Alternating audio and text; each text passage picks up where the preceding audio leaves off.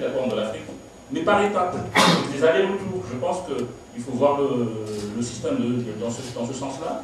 Moi, j'ai vu des témoignages de gens qui étaient dans ces îles-là qui disaient qu'ils venaient de la grande île très au loin. Et ça atteste du fait qu'il y a eu des allers-retours. Il y a eu aussi des métissages. Le plus important, je pense que c'est cela. Donc, vous voyez un peu le schéma. Les gens se déplacent, s'installent, se mélangent.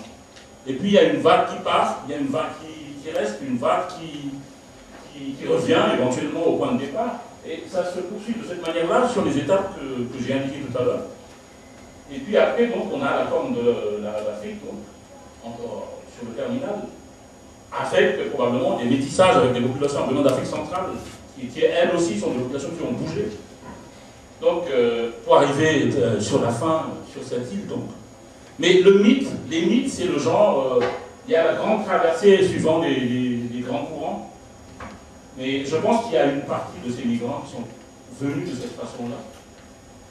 Soit spontanément, soit de manière fortuite, donc, soit aussi de façon organisée. Mais c'est que les premiers habitants de Madagascar, on suppose qu'ils doivent dater à peu près du début du premier millénaire. Et donc ces apports, ils sont reflets un peu de la région vaste de l'océan Indien. Et non seulement donc, du sud-est de l'Asie, mais aussi de l'Afrique orientale. Et on va voir donc que justement, c'est en particulier à partir du 8e, 9e siècle, on va voir apparaître des petites villes, en fait, et des zones qui vont être islamisées à Madagascar. Donc en fait, ça c'est quelque chose d'important aussi, puisque les liens qui ont été vus depuis longtemps dans l'archéologie, disons, ce sont des liens en particulier avec la côte Swahili, la côte de l'Afrique orientale, en fait, et le golfe Persique également. On a notamment des traces archéologiques de villes avec des mosquées, des choses comme ça, qui ont été retrouvées dans des forêts dans le nord-ouest de Madagascar. Donc le problème, c'est que pour avoir une idée de l'histoire de ces régions, c'est qu'il y a un problème des sources. C'est-à-dire il y a très peu de documents qui existent sur ces périodes-là, et on est un peu tributaire de l'archéologie, surtout, et des sources extérieures. Alors ça sera par exemple des sources écrites en arabe, par exemple, datant de l'époque médiévale. Cependant, on a quand même, donc, avec ce recoupement des sources nécessaires, on a des informations sur ces États anciens et on sait un peu, on a des idées de ce qu'ils représentaient. Donc, pour aller un peu plus dans les détails, disons qu'on commence à avoir des informations un peu plus précises sur ces États qui constituaient donc Madagascar. Madagascar n'était pas uni à l'époque, il y avait plusieurs royaumes.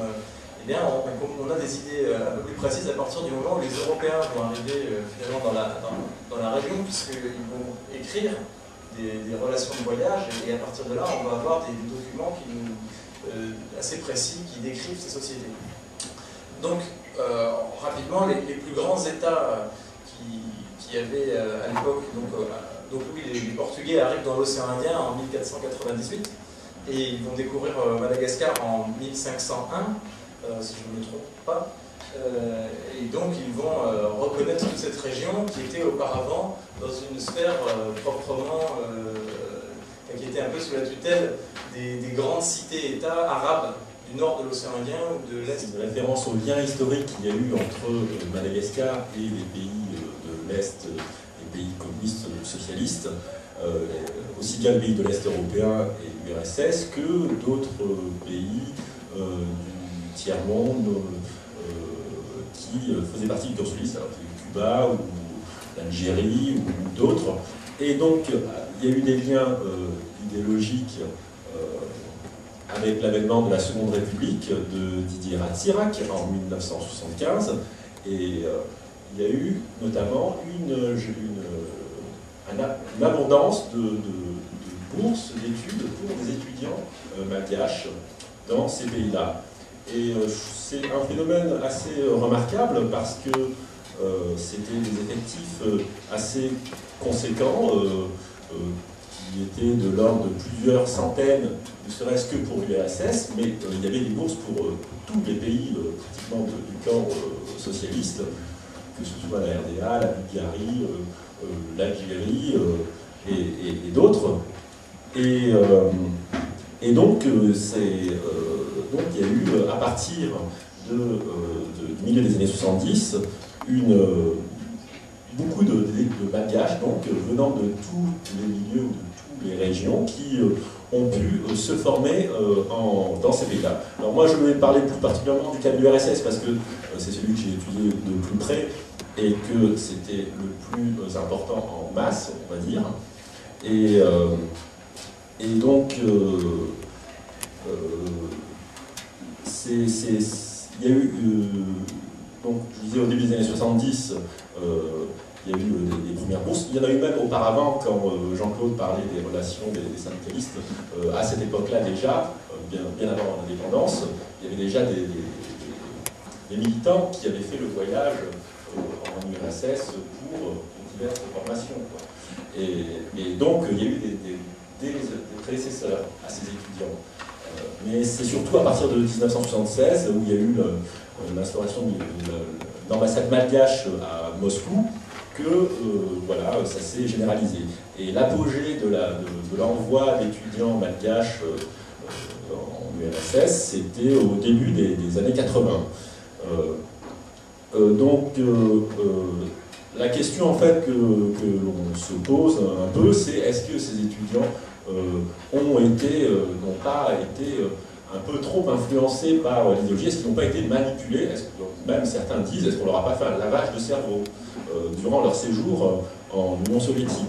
Et en étudiant la vie quotidienne à travers des cas particuliers d'étudiants que j'ai rencontrés et que j'ai interrogés, on se rend compte que, certes, il y avait un cadre bien précis et rigide, idéologique, sécuritaire, policier, qui fait que on n'était pas libre de tous ces mouvements ou de tous ces propos, mais d'un autre côté, il y avait véritablement beaucoup de moyens ont été mis en œuvre par ces pays de l'Est et par l'URSS, notamment pour accueillir ces étudiants. Parce qu'ils partaient, donc après leur bac, il restait 5 années d'études.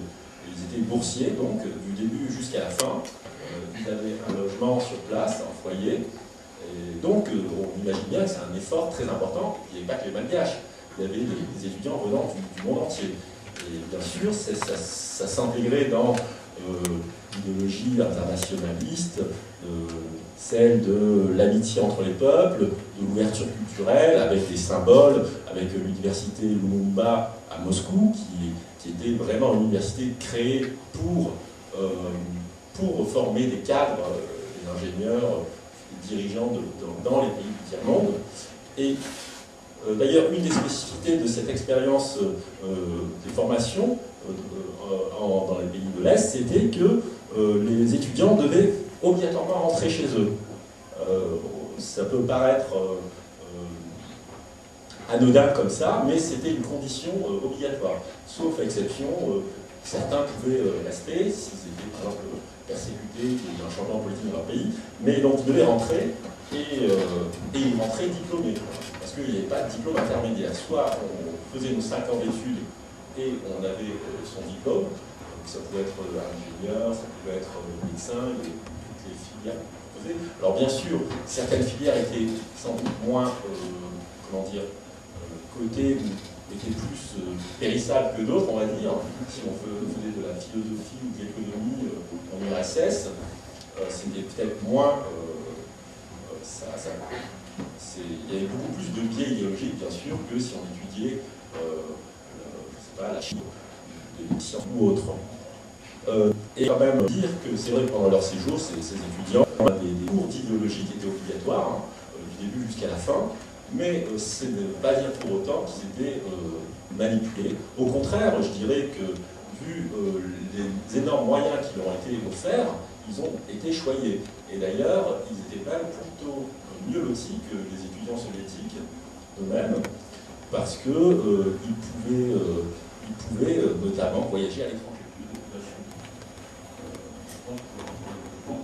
Seulement, ce qui fait travailler un peu la tête, c'est le nombre 18.